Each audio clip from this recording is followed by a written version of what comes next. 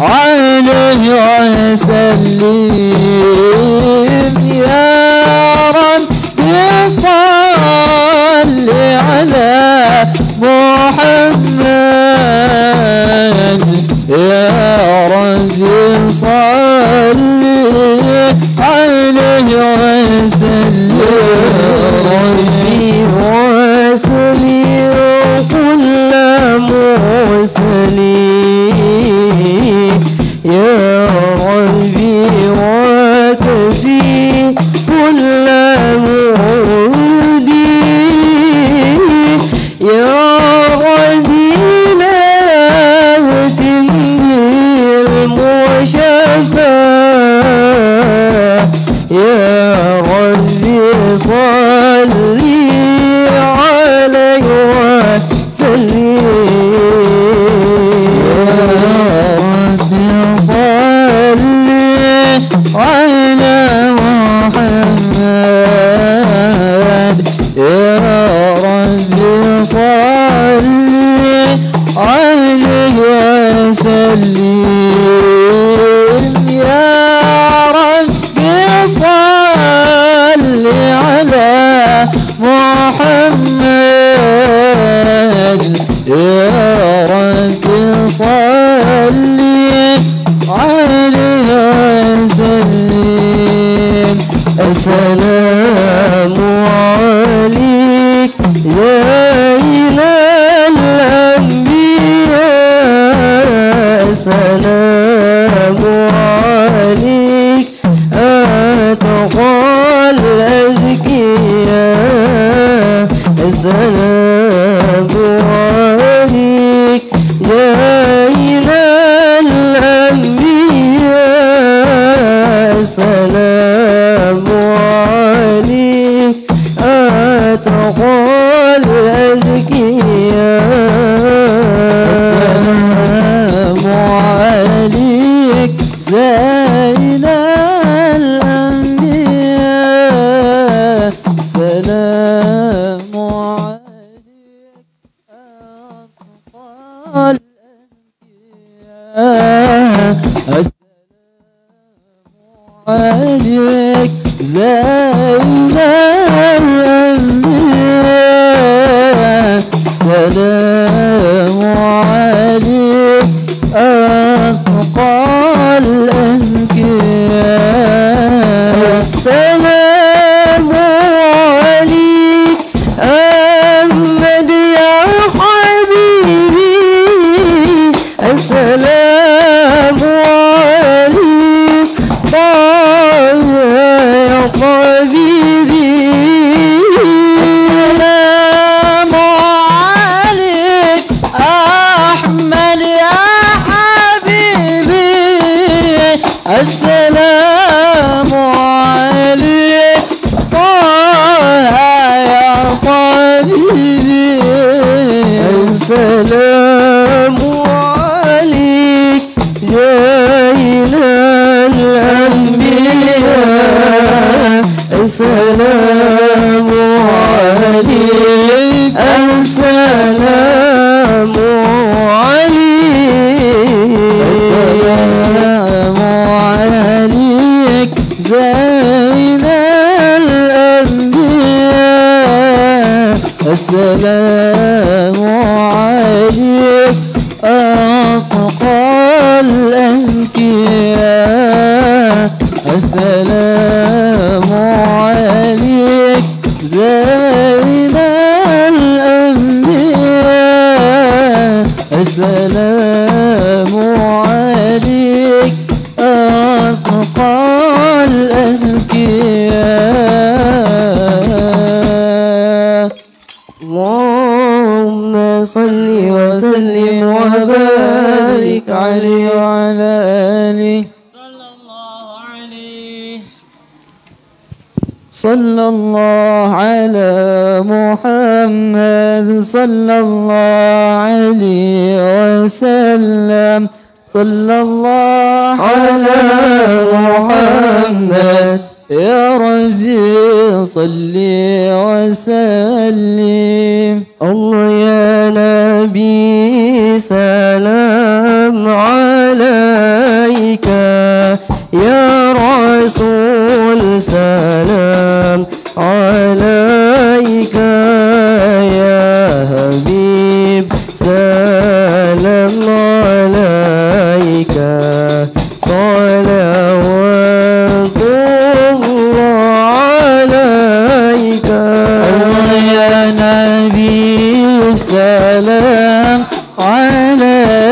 عليك يا رسول سلام عليك يا حبيب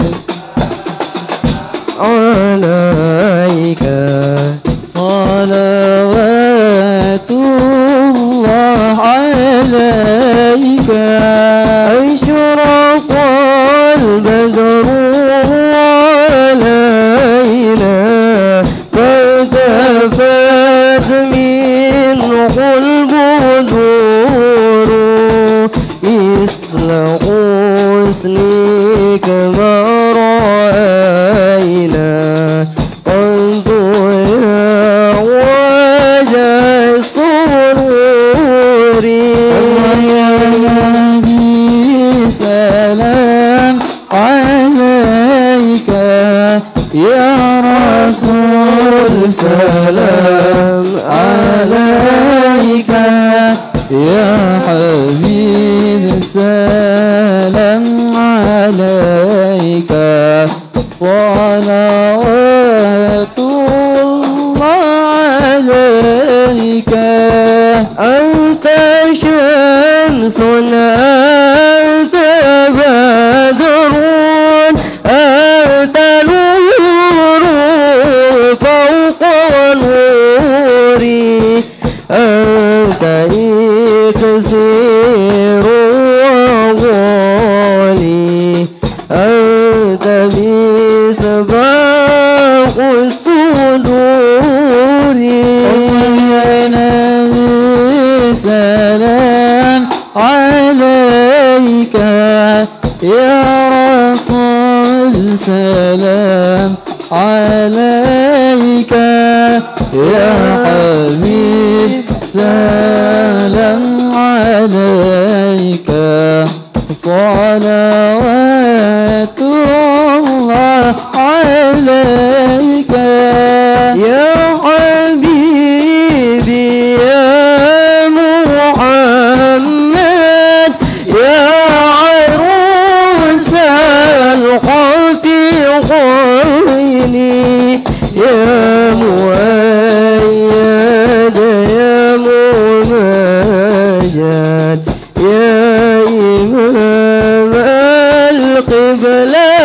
القبلتين الله يا نبي سلام عليك يا رسول سلام عليك يا حبيب سلام عليك صلوات الله عليك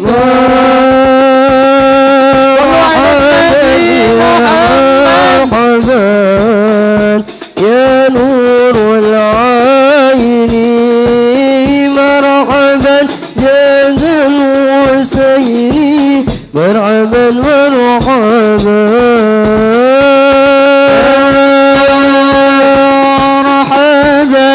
يا مرحبا يا نور العين مرحبا جند الحسين مرحبا مرحبا عليم سري وأخفى مستجيب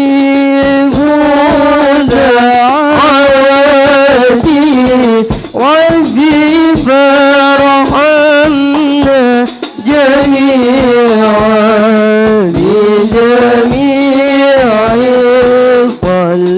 الصالحات طلع البدر علينا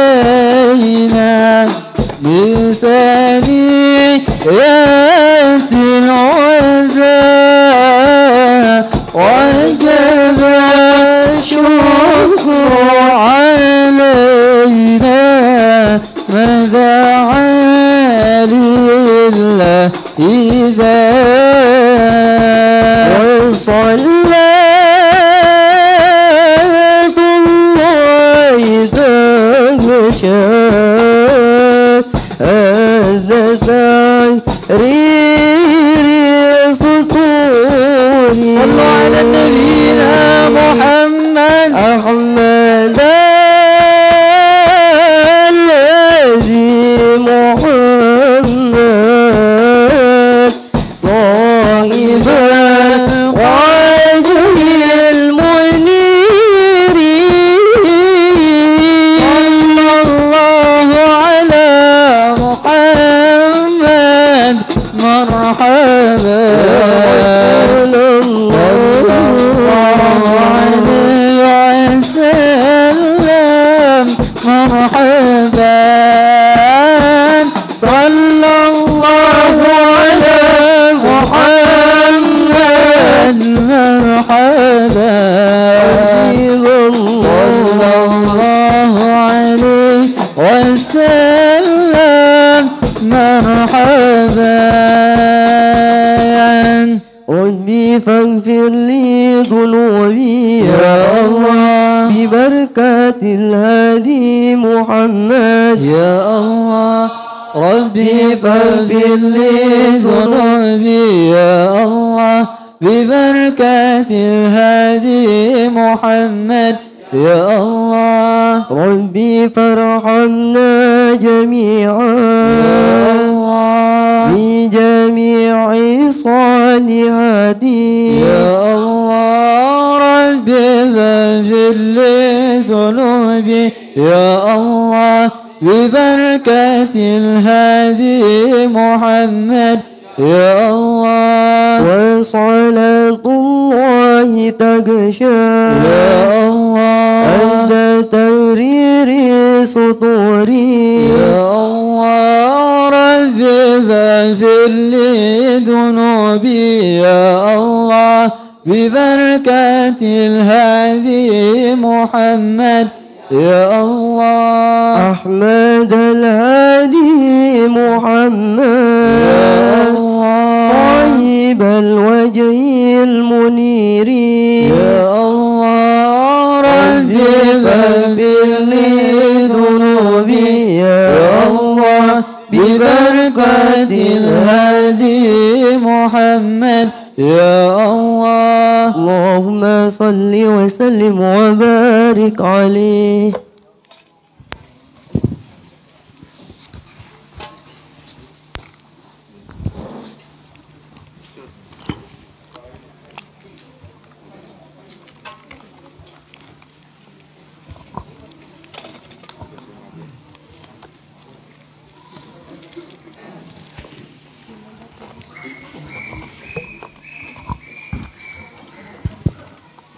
Bismillahirrahmanirrahim. Assalamualaikum warahmatullahi wabarakatuh. Alhamdulillahirabbil alamin. Wassalatu wassalamu ala asrofil anbiya'i wal mursalin sayyidina Muhammadin wa ala alihi wa sahbihi azmain. Amma ba'd.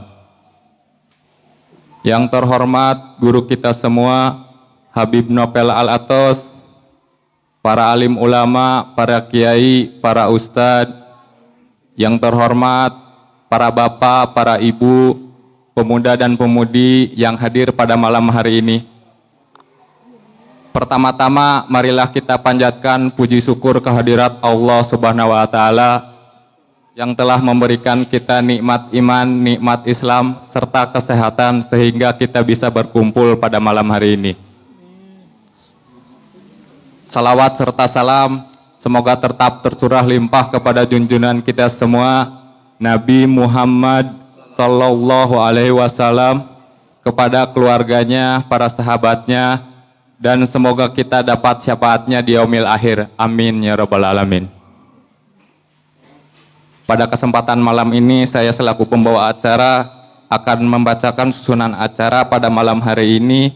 Yang pertama pembukaan, yang kedua pembacaan kitab Adabul fi Ninobil Usroh karya Abuya Sayyid Muhammad Al-Maliki. Yang ketiga sesi tanya jawab dan doa. Yang keempat penutup.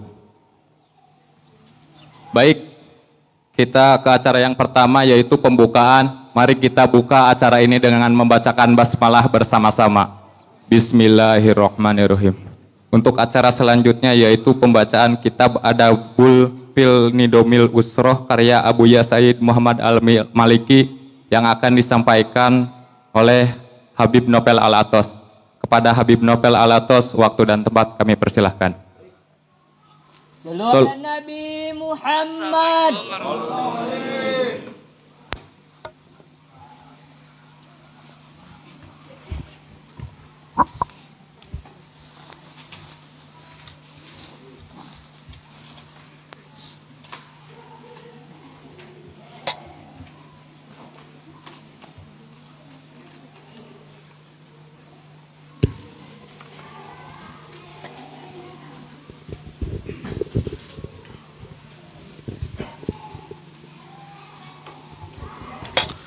Bismillahirrahmanirrahim.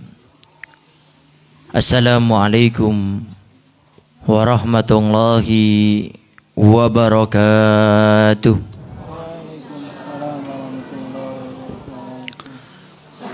Alhamdulillah. Alhamdulillahi rabbil alamin.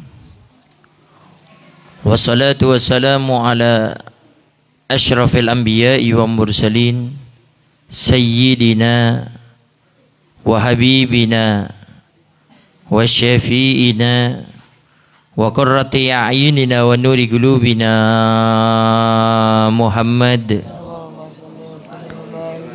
habibi rabbil alamin wa ala alihi wa sahbihi ajma'in.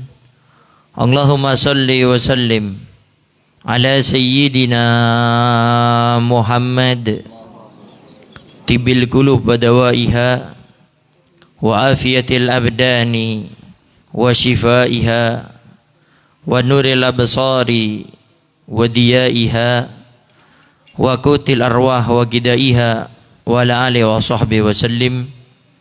Allahumma ja'al sarirati khairan min alaniyati wa ja'al alaniyati salihah amma ba'du.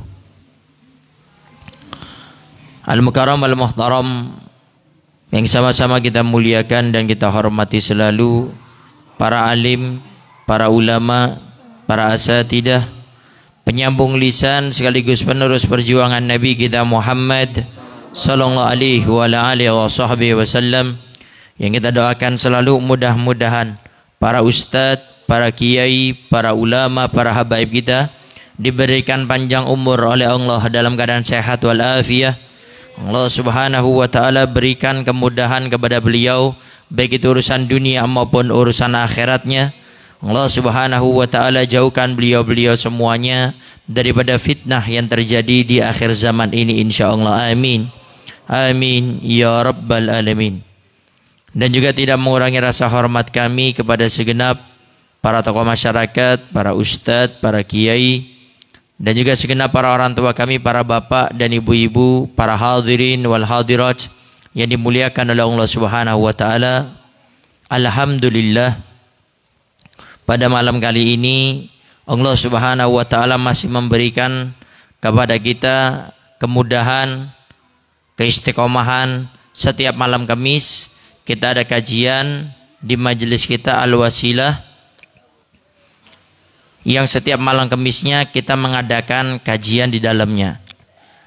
Dan setiap malam Kamis kedua kita membaca kitab Adabul Islam fi Nidhamil Usrah karya Abuya Sayyidil Habib Muhammad bin Alwi bin Abbas Al-Maliki, yaitu pembahasan tentang bagaimana menggapai rumah tangga yang sakinah mawaddah warahmah. Para hadirin wa hadirat yang dimuliakan oleh Allah subhanahu wa ta'ala, sebelum kita masuk ke pembahasan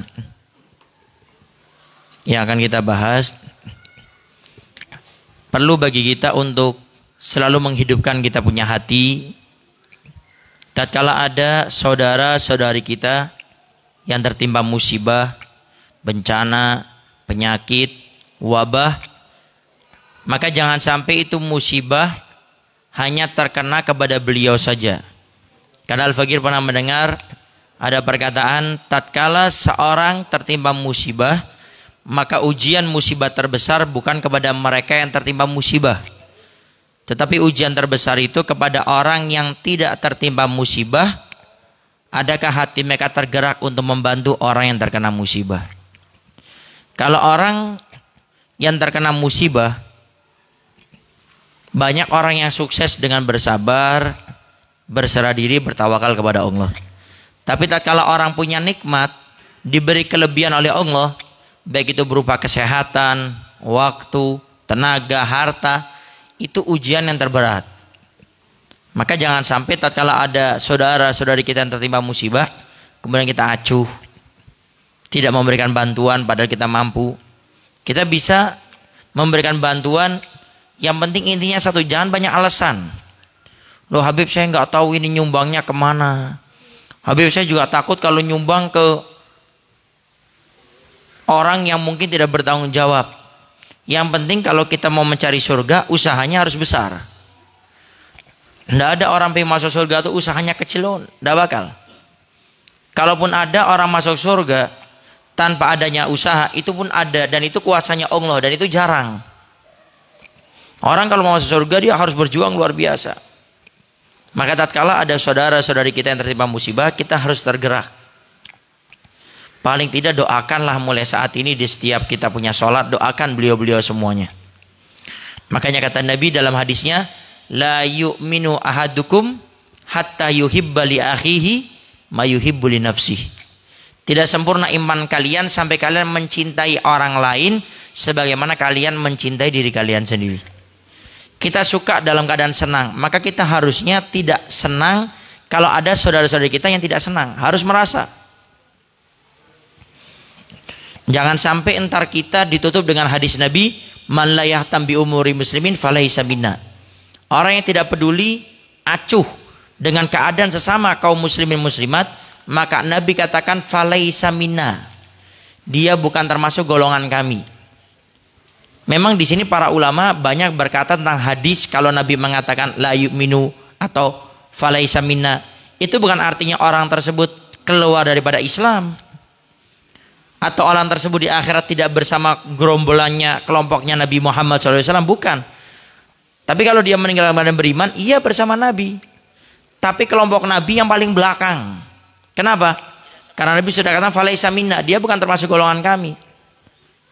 Jadi termasuk golongan Nabi, tapi kata para ulama yang paling belakang gitu loh. Yang kita khawatirkan falaisa minna itu bukan hanya sekedar majas, bukan hanya sekedar gambaran belaka, tapi itu hakikat yang kita takutkan. Apa yang kita takutkan? Takutnya naudzubillah min dzalik kita meninggal dalam keadaan su'ul khatimah. Ini yang kita khawatirkan gitu.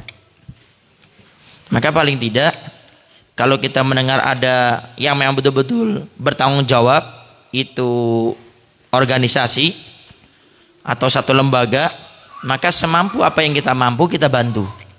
Paling tidak mulai saat ini setiap doa doakan beliau. Kalau bisa baca kunut nazilah. Kunut nazilah itu kunut seperti kunut subuh yang dibacanya adalah di rakaat terakhir waktu kita i'tidal. Jadi persis seperti subuh, dan itu boleh dibaca di sholat sunnah ataupun sholat fardu. Dan itu disunahkan. Jadi kalau tidak salah di zaman Nabi sempat ada satu musibah bencana, Nabi baca kunut. Dan itu kunut bukan di waktu subuh. Dan itu namanya kunut nazilah, yaitu kunut doa yang dibaca tatkala kaum muslimin tertimpa musibah. Itu sunnah. Makanya jangan heran kalau ntar ada imam-imam sholat kita bukan sholat subuh tapi baca kunut gitu loh. Itu namanya kunut nazilah. Jadi ada kunut yang biasa kita baca habis subuh, juga ada kunut yang dibaca tatkala kaum muslimin muslimat tertimpa musibah. Nah mari sebelum kita mulai, kita hidupkan hati kita dengan peduli kepada mereka. Kita cari siapa yang bisa menyalurkan ke sana. Jangan lihat besar kecilnya, kita sudah bahas di majelis ini. Bahkan Habib Abdullah Haddad dalam kitab Nasihat Diniyah itu menceritakan 2 dirham, orang bersedekah dengan 2 dirham bisa mengalahkan orang sedekah dengan 1000 dinar.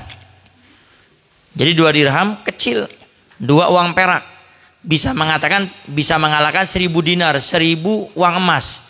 Ternyata kuncinya bukan dari jumlah kata beliau. Jadi kadar orang yang menyumbang. Orang yang menyumbang 2 dirham dia punya harta cuma 4 dirham. Jadi hakikatnya dia itu bukan 2 dirham tapi separuh dari hartanya diberikan. Orang yang punya 1000 dinar menyumbang 1000 dinar, dia punya harta itu 10.000 dinar. Sehingga hakikatnya dia nyumbang itu bukan banyak, cuma 1/10. 10% daripada hartanya. Nah, maka kita hidupkan dengan paling tidak ya kita membantu dengan apa yang kita mampu, atau paling tidak kita doakan di setiap sholat-sholat kita. Apalagi baru-baru ini 2 hari yang lalu di Majalengka, makin dekat Kuningan nih. Tapi mudah-mudahan Kuningan selalu dijaga oleh Allah Subhanahu wa taala. Cara menjaganya bukan cuma amin. Ya. As-shadaqatu tudfi'ul bala au kama qala kata Nabi. Orang bersedekah itu bisa mencegah bala, musibah. Maka coba ntar kita atur, kita obrolkan. Coba ntar ya mungkin minggu depan akan kita obrolkan ntar gimana lah skemanya, biar paling tidak dari majelis kita Al-Wasilah ada bisa membantu orang-orang yang terima musibah. Insya Allah ntar minggu depan akan dijelaskan insya Allah gimana skemanya.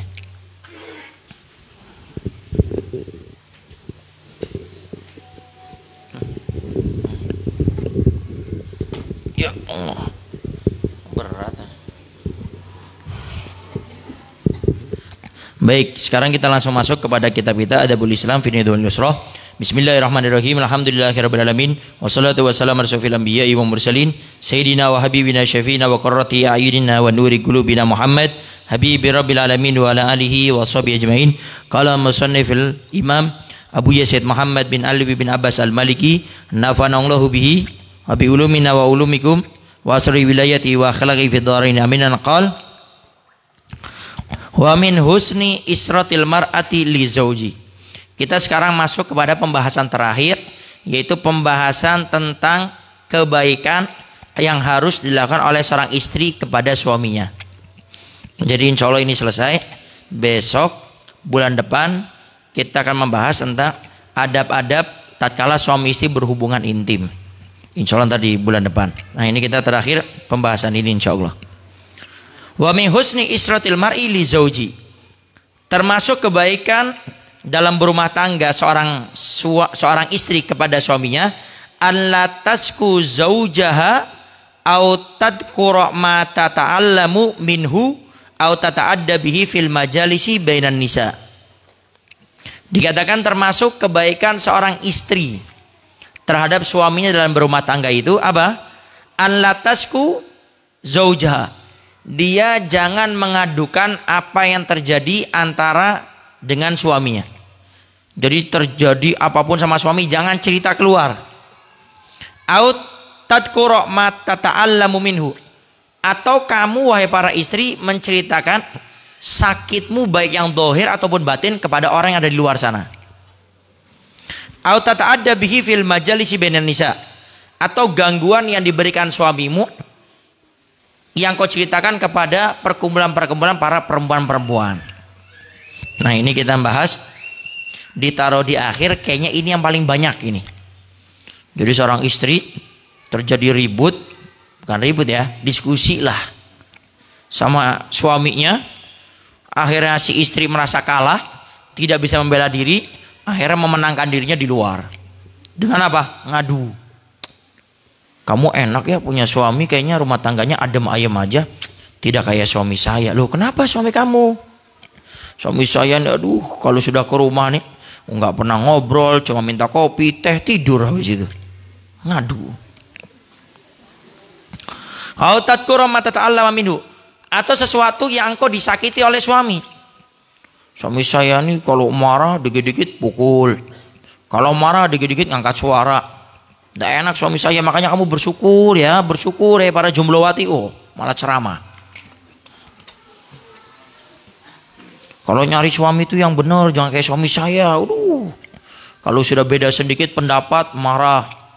Saya mau keluar sama suami, bilang jam 7, keluarnya jam 10. Wah suami ngomel. Suami nggak benar tuh suami saya tuh. Nah ini hati-hati. Atau dapat gangguan dari suaminya, cerita di majelis-majelis. Makanya hati-hati nih ibu-ibu. Hadir majelis taklim cari surga, bukan cari neraka.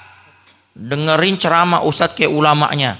Pertengahan ceramah langsung bicara, aduh suami saya di rumah. Oh kenapa suaminya? Mulai dah. Bukan majelis akhirat, majelis neraka akhirnya itu. Ngomongin orang. Makanya hati-hati di sini diletakkan oleh Abu Yazid Muhammad ini karena mungkin memang banyak kejadian seperti ini. Jadi mengajukan kejelekan suami kepada orang lain itu hukumnya haram ya, tidak diperbolehkan. Lalu apakah mutlak, Ustaz? Kalau kita ini nggak boleh mengadu sama sekali tentang kejelekan kekurangan suami kita. Boleh kita mengadukan kekurangan kejelekan suami kita dengan dua syarat. Ini para istri tolong didengar. Boleh tapi dengan dua syarat. Yang pertama, tidak bisa dicarikan solusi. Kita diskusi nih sama kita punya suami. Para istri nggak bisa disolusi, baru ntar boleh bercerita. Tapi ntar ada syarat keduanya. Seperti halnya Nabi sudah pernah kita ceritakan waktu beda pendapat dengan Sayyidah Aisyah, Nabi cari orang ketiga. Sahabat Abu Bakar Siddiq sebagai penengah. Jadi kalau tidak bisa dicarikan solusinya, baru cerita ke yang lain. Ini belum ngobrol, belum apa, langsung cerita kemana-mana. Hukumnya haram, tidak boleh. Yang kedua, kalau kita pun bercerita kepada orang yang bisa memberikan solusi. Ingat nih para perempuan, para istri. Ceritanya sama orang yang bisa memberikan solusi.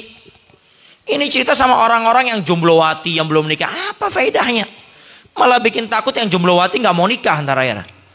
Oh, lebih baik saya nggak usah nikah lah, Beb. Kenapa? Waduh, takut ntar suaminya kayak ibu itu.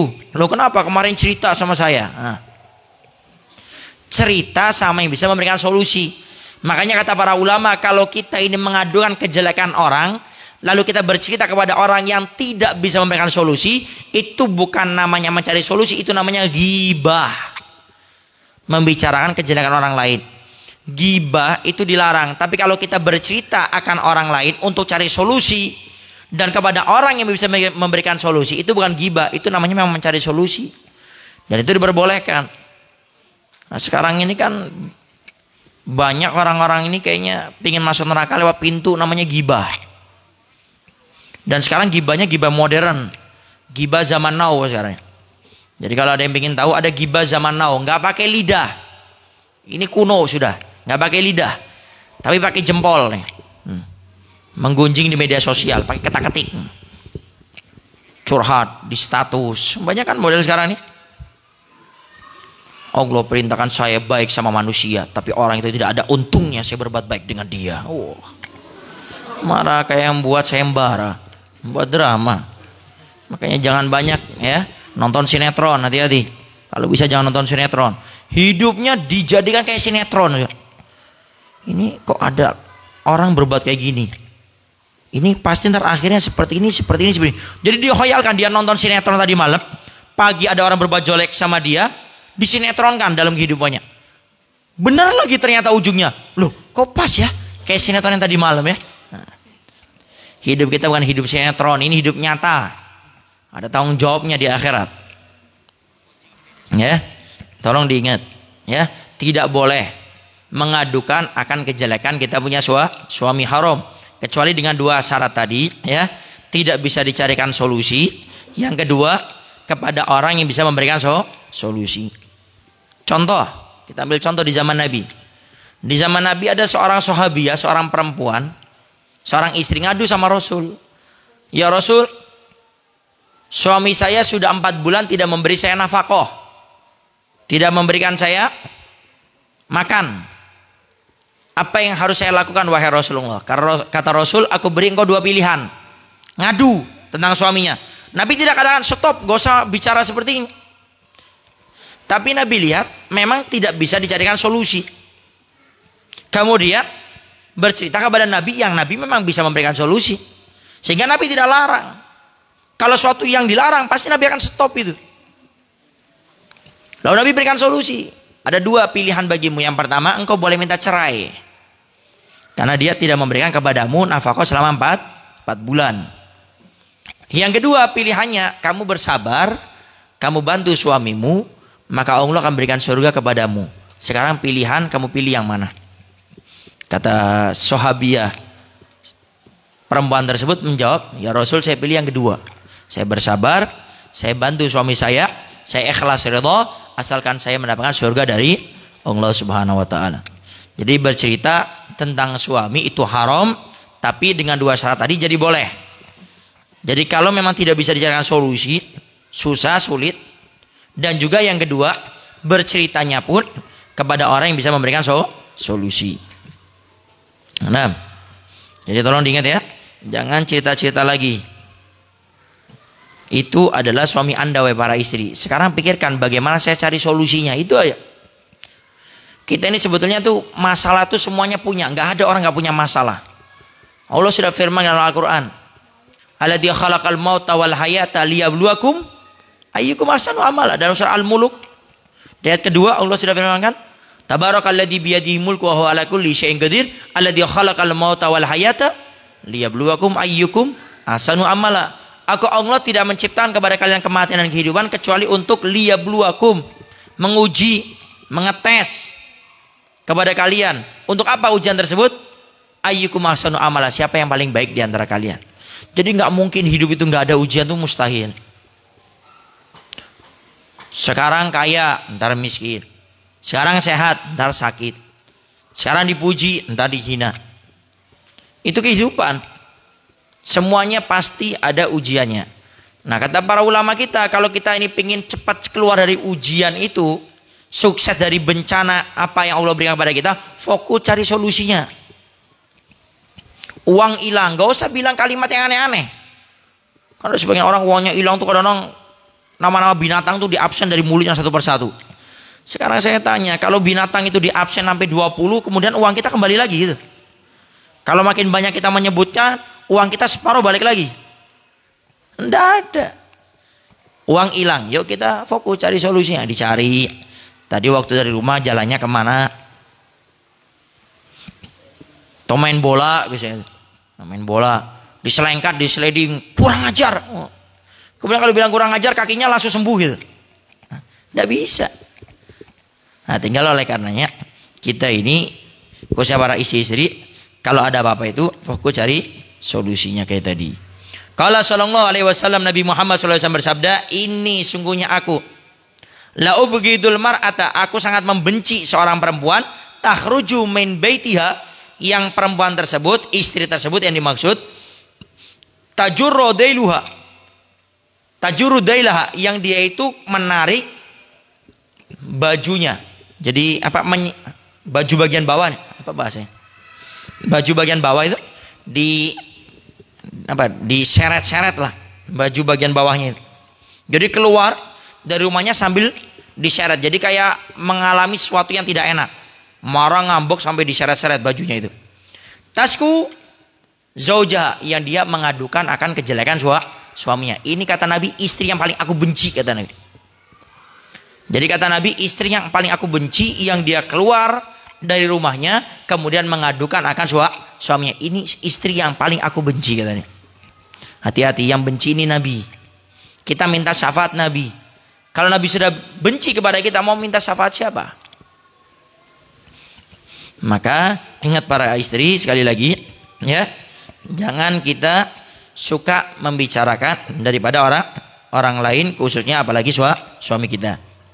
Wa mimma yusaidu ala husni israti. Nah, sekarang sesuatu perkara yang bisa menjadikan rumah tangga itu makin baik bagi seorang istri.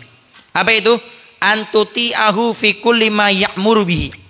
Hendaknya seorang istri nurut, taat, patuh dengan apa yang diperintahkan suaminya. Diperintahkan apapun nurut. Malam yakun maksiatan lillahi ta'ala, selama yang diperintah bukan maksiat. Tidak meninggalkan kewajiban, tidak melakukan keharaman, ikuti. Itla ta'atan li makhlukin fi maksiatil khaliq. Karena tidak ada ketaatan kepada makhluk yang menyuruh kepada kemaksiatan kepada Allah. Innamat ta'atu fil ma'ruf. Ketaatan itu hanya dalam kebaikan. Jadi seorang istri taat itu hanya dalam kebaikan. Makanya ingat wahai para istri, perintah suami yang mubah itu hukumnya wajib bagi seorang istri. Jadi dikiaskan dengan seorang perempuan sebelum menikah, perintah orang tuanya itu menjadi wajib selama bukan yang haram. Tatkala seorang perempuan sudah menikah, maka perintah suami itu hukumnya wajib selama itu bukan yang haram. Artinya kalau tidak dituruti, maka akan mendapatkan dosa bagi istri tersebut. Jadi kalau disuruh suaminya itu pentingan. Jadikan itu nomor satu. Sekarang bagaimana Ustadz cara agar kami ini sebagai istri ini setiap diperintah suami ini semangat. Walaupun kadang-kadang, maaf Ustadz, ini bukan curhat ini. Kadang-kadang suami itu kayak nggak mau tahu. Sudah anaknya 3, istrinya lagi hamil. Kemudian setelah itu datang langsung minta buat kopi, buat teh, minta ambil ini, ambil itu. Tetap lakukan semaksimal mungkin. Bagaimana caranya memotivasi diri kita? Setiap disuruh suami, diminta tolong langsung sregep. Jadikan perintah suamimu adalah kunci surgamu. Sekarang kita hidup mencari surga, dan kuncinya Anda wahai para istri, surga Anda sama suami, titik. Ntar akan ada pembahasannya. Kenapa seorang istri suaminya datang untuk berzikir, baca Quran? Karena dia masih menganggap ada pintu surga selain suaminya. Dan seorang istri kadang masih menganggap yang menjadikan saya surga itu bukan suami saya. Ini loh, saya punya tasbih, saya punya dzikir. Ini loh, saya punya bacaan Quran. Ini loh, saya hadir majelis taklim. Padahal surganya istri itu yang terbesar adalah bagaimana dia menyenangkan suaminya. Sampai ulama kita mengatakan kalau sudah suamimu itu datang, tinggalkan baca Quranmu, tinggalkan sholat sunnahmu. Bahkan kalau ada seorang istri lagi sholat sunnah, dipanggil suaminya, batalkan sholat sunnahnya. Langsung penuhi panggilan suami karena hukumnya wajib. Wa minat taati, dan termasuk ketaatan seorang istri kepada suaminya, an la tunazi'ahu ra'ya.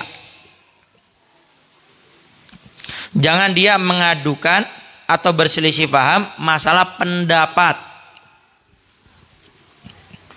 Walau kanat ta'taqidu anna shawaba fi janibiha. Jangan seorang istri suka ribut masalah pendapat sama suaminya. Walaupun istri yakin 1000%. Bukan 100% nih, 1000% sudah nih. Yang benar saya sebagai istri, suami saya salah. Tetap jangan ribut. Contoh, mau keluar sama suami. Istri bilang, "Bang, ntar kita berangkatnya agak pagian ya, jam 7. Kata suaminya, Anda ntar aja jam 10. Saya kalau jam 7 tuh setengah 7 saya masih ngantuk, masih tidur. Habis suling, habis subuh keliling, itu jam 6 setengah 7 ngantuk, tidur dulu. Ntar gampang berangkatnya jam 10. Ternyata berangkat ke tempat yang dituju, ke toko atau kemana gitu, ternyata tutup. Jangan akhirnya seorang istri biasanya mulai manasin nih. Tuh, salah siapa tuh?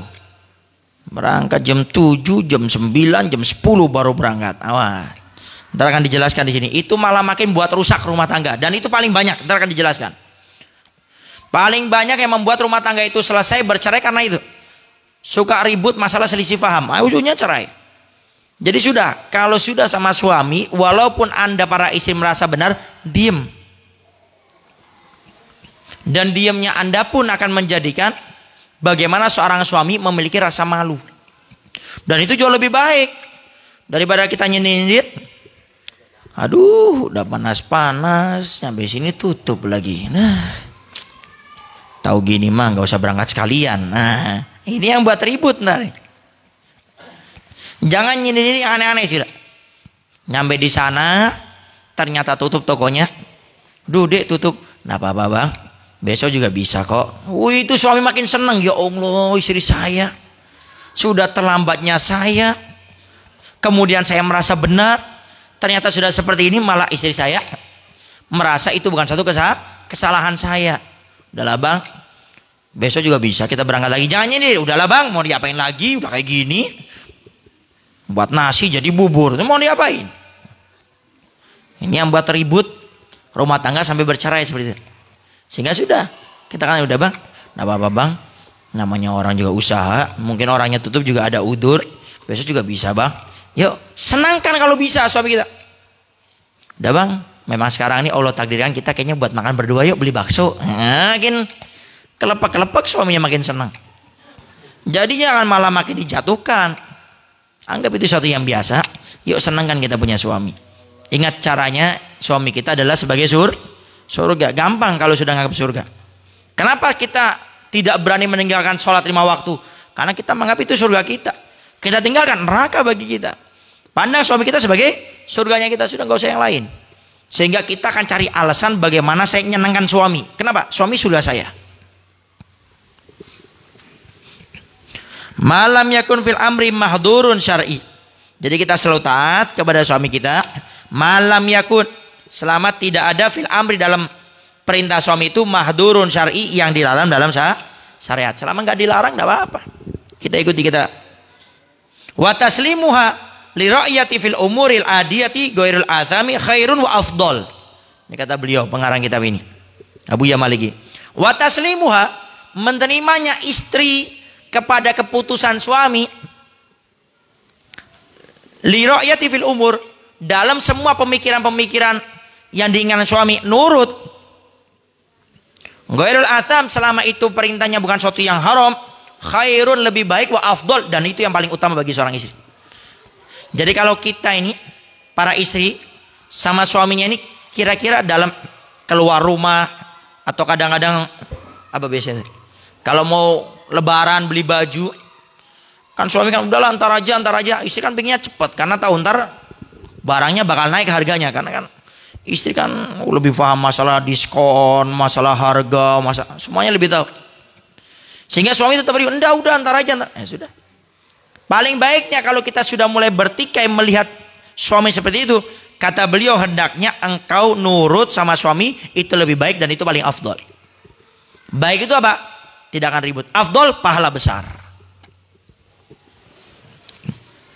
Wa katsiran ma yansa'u anil musadati fir ra'yi, dan banyak yang terjadi daripada memenangkan dalam pendapat. Jadi banyak kadang-kadang ribut untuk pendapatnya itu dimenangkan. Istri merasa benar, minta pendapatnya dimenangkan. Munazaatun wa musyakil, itu semua akan mendatangkan keributan dan masalah-masalah. Wattirabun fil hayatil ailiyati, dan akan menjadikan kesusahan dalam kehidupan berumah tangga. Qad tufdi ila halli uqdatin nikahi wal iyadi billahi ta'ala. Dan terkadang pertikaian itu beda pendapat kita biarkan, terus kita ribut beda pendapat terus. Kata beliau itu bisa menyebabkan ila halli uqdatin nikah, melepas daripada ikatan pernikahan, dan mudah Allah jauhkan kita daripada hal tersebut. Jadi kalau sudah terjadi beda pendapat, sudah istri diem, nurut, selama itu bukan yang haram, itu kebaikan bagi kita, rumah tangga adem ayam. Kemudian afdol, pahala besar. Jangan akhirnya minta ribut. Nah, walaupun kita merasa benar. Innal mar'atal akilata, sungguhnya perempuan yang berakal, qad tatawassalu, akan sampai ila an yastajiba laha zaujaha, sampai mendapatkan jawaban daripada suaminya. Wa ya'malu bi ra'yiha idza tarahatil inadu wa sariyatuhu bi lutfin wa rifqin. Seorang perempuan yang berakal mendapati suaminya beda pendapat dengan dia.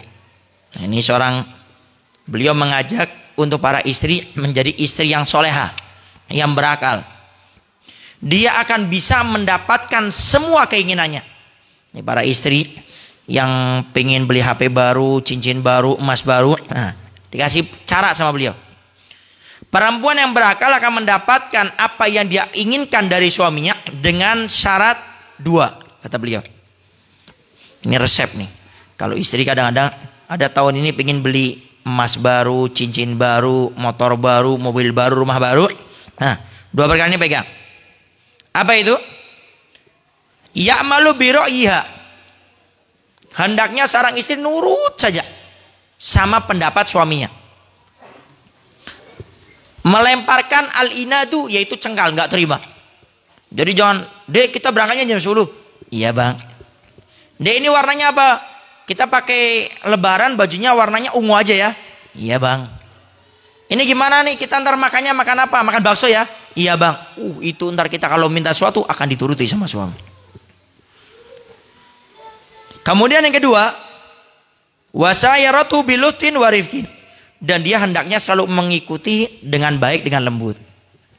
Jadi nggak pernah ribut, kemudian selalu mengikuti dengan lembut, bukan sindiran. Bang, kemarin tuh kita makan bakso sakit perut loh ya terakhir ya. Ini mau makan bakso lagi. Jadi nurut, cuma nyindir. Nah ini yang akan menjadikan kerusakan dalam rumah tangga. Jadi intinya, tatkala seorang istri pengen mendapatkan keinginan dia, jangan langsung meminta. Yang paling baik, paling anggun bagi seorang istri itu hendaknya dia nurut saja sama suami. Jangan pernah bantah. Kemudian yang lembut sama suami. Sekali ada hajat, seorang istri minta sama suami, bang ini HP udah jelek nih bang. HP saya ini apa namanya? Memorinya kecil, RAM-nya kecil. Aduh, kalau ngirim SMS tuh, ngirim WhatsApp atau ngirim apa tuh kadang nyampe sehari baru nyampe karena kecil. Terus gimana dek? Ya saya nggak minta yang mahal-mahal bang. Paling nggak ya belikan yang sekiranya bisa lebih baik dari yang sekarang. Karena istri nggak pernah ngedumel, nggak pernah ribut sama suaminya punya uang lebih, dibelikan yang paling bagus. Nah, makanya sarannya jangan menjadi istri yang cengkal dan sering ribut sama suami selama itu bukan sesuatu yang haram. Waqat warada ani Nabi sallallahu alaihi wasallam, dan Nabi Muhammad sallallahu alaihi wasallam telah menceritakan, mendatangkan fitaati zaut mayali, yaitu ketaatan seorang istri kepada suaminya. Nah, ini beberapa riwayat sebagai penutup. Akhrajahul Bazar wa Tabrani anna imra'atan qalat. Diceritakan ada seorang perempuan datang kepada Rasul. Ya Rasulullah, wahai Rasulullah, ana wafidatun nisa ilaika. Saya ini perwakilan para perempuan di luar sana datang kepadamu. Delegasi kalau bahasa sekarang. Utusan di sana ya Rasul, banyak perempuan nih. Dan saya mewakili perempuan yang ada di sana, yang di luar sana. Summa dakarat malir rajul fil jihadi minal ajar wal ghanimah. Ini perempuan cerita sama Nabi, ya Rasulullah, yang laki-laki enak ya Rasul, dia berjihad mendapatkan pahala surga. Kami perempuan apa? Ya Rasul, laki-laki berjihad dia dapat ghanimah. Ghanimah itu harta rampasan perang. Jadi kalau sudah perang ada harta rampasan itu entah dibagi, semuanya dapat. Kami dapat apa ya Rasul? Tsumma qalat, kemudian berkata perempuan tersebut, famalana min dalika, kami dapat apa ya Rasul? Yang laki-laki berjihad meninggal masuk surga. Lah kami belum pasti masuk surga. Laki-laki berjihad dapat harta rampasan perang, kami dapat apa ya Rasul? Ngadu sama Nabi. Faqala sallallahu alaihi wasallam taslima. Lalu Nabi Muhammad sallallahu alaihi wasallam menerima. Gak marah Nabi, diterima. Apa yang disampaikan oleh seorang perempuan. Kemudian Nabi menjawab, abligi man laki timinan nisa. Wahai seorang perempuan, sampaikan kepada seluruh perempuan yang di luar sana, kamu bertemu dengan mereka, sampaikan apa yang aku ucapkan. Anna ta'ata zauji wa tirafan bihaqqihi, sungguhnya ketaatan seorang istri kepada suaminya, wa tirafan bihaqqihi, dan seorang istri menjalankan hak daripada suaminya, ya'dilu dalika, akan menyamai daripada posisi laki-laki yang berjihad dapat surga dan mendapatkan ghanimah tersebut.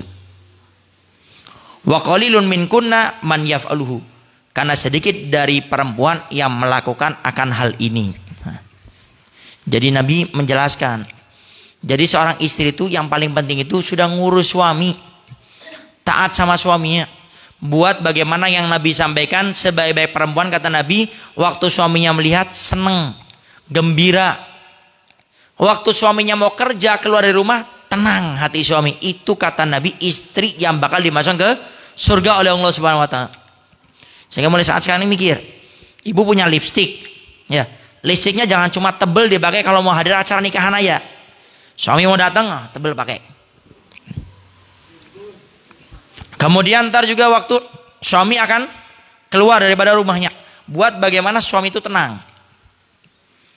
Dan itulah kata Nabi, seorang istri yang paling baik. Wa kharaja Ibnu Hibban fi sahihi an Ibni Abi Aufa radhiyallahu taala anhu qala lamma qadima Mu'adz bin Jabal radhiyallahu anhu minasyam. Ceritanya ada sahabat Mu'adz bin Jabal.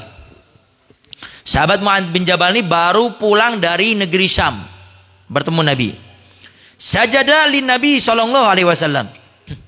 Tiba-tiba sahabat Mu'adz bin Jabal ketemu Nabi, langsung sujud di hadapan Nabi. langsung sujud. Faqala sallallahu alaihi wasallam, "Ma hadza?" Nabi langsung bertanya, Mu'ad, ada apa kamu sujud-sujud seperti ini? Qala, sahabat Mu'ad bin Jabal berkata, "Ya Rasulullah, wahai Rasulullah, qadimtu Syam." Aku baru datang ke negeri Syam. Tatkala aku sampai di sana, fara'aitum yasjuduna libito rokotihim wa asaqofatihim. Aku melihat orang-orang Syam itu sujud kepada raja-raja mereka. Mereka sujud kepada pemimpin mereka dan juga kepada uskup ataupun daripada pendeta-pendeta mereka. Jadi orang Syam, sahabat Mu'ad waktu datang ke Syam, itu orang Syam semuanya kalau ngelihat pemimpin sujud, ngelihat uskup atau pendetanya sujud juga. Fa'aratu an afala dzalika bika. Aku pengen melakukan hal itu kepada engkau ya Rasul. Maksudnya sahabat Mu'ad mengatakan orang kafir raja, orangnya sujud kepada mereka, maka aku sama engkau nggak sujud wahai Rasulullah.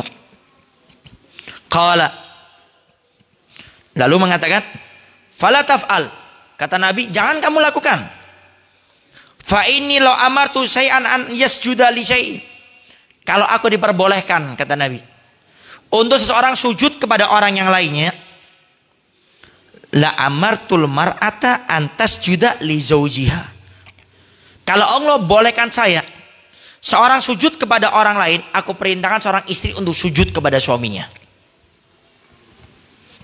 Waladhi nafsi biyadihi, Nabi bersumpah, demi Allah yang nyawaku di dalam genggamannya, la tu'addil mar'ata haqqa rabbiha,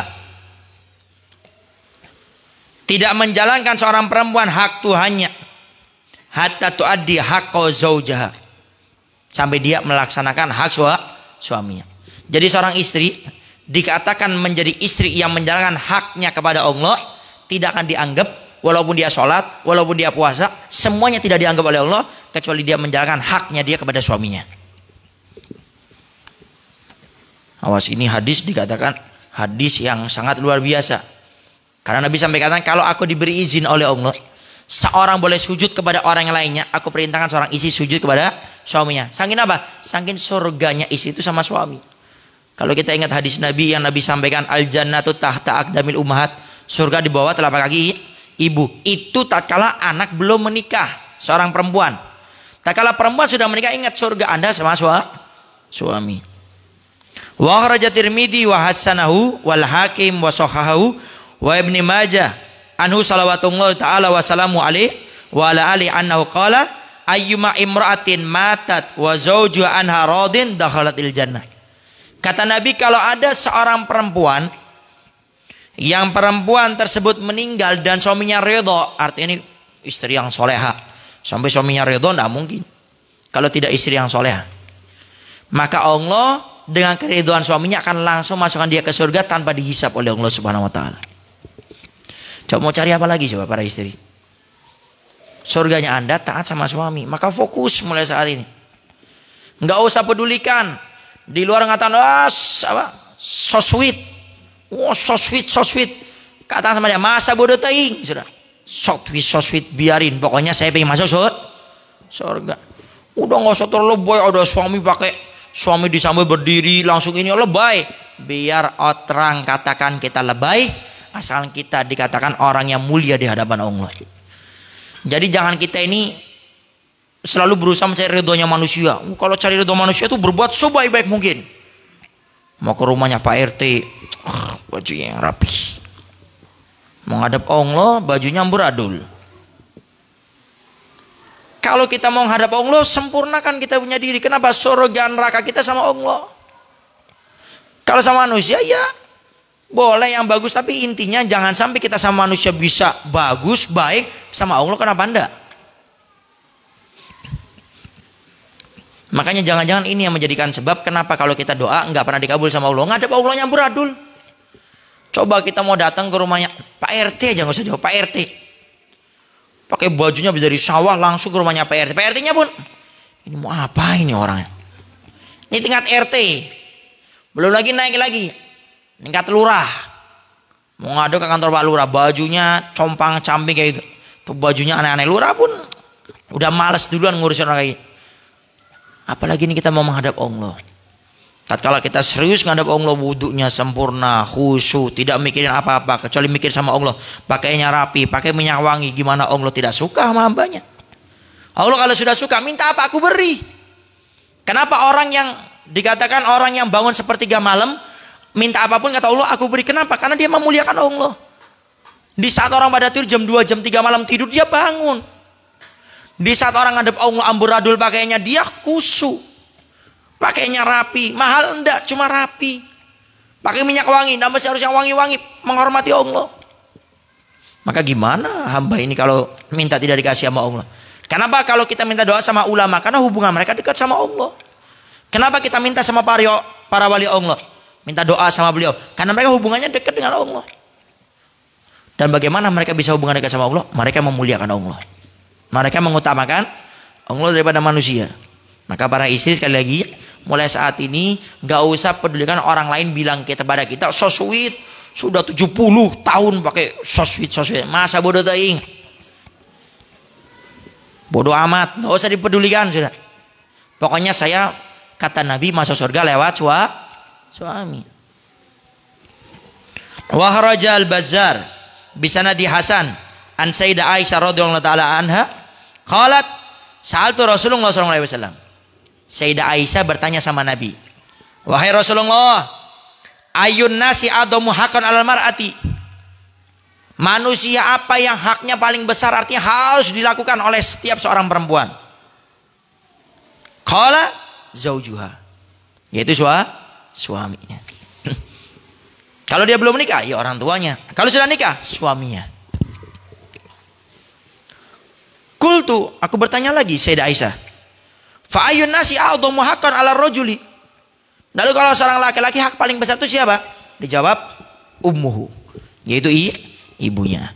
Makanya Nabi waktu ditanya man ahakun nasi bi husni su'bah, ya Rasulullah, siapa orang yang paling harus saya utamakan berbuat baik dengannya?